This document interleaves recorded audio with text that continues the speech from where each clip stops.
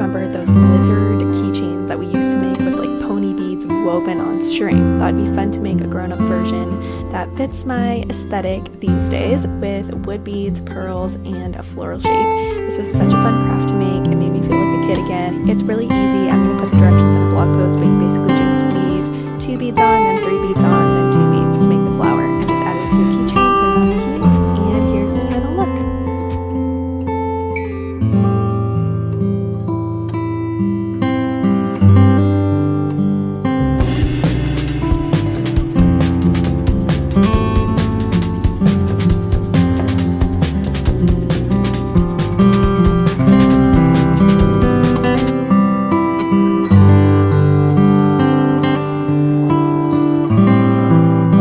Tejemos arcoíris super chulis con algodón 8/6 y aguja 00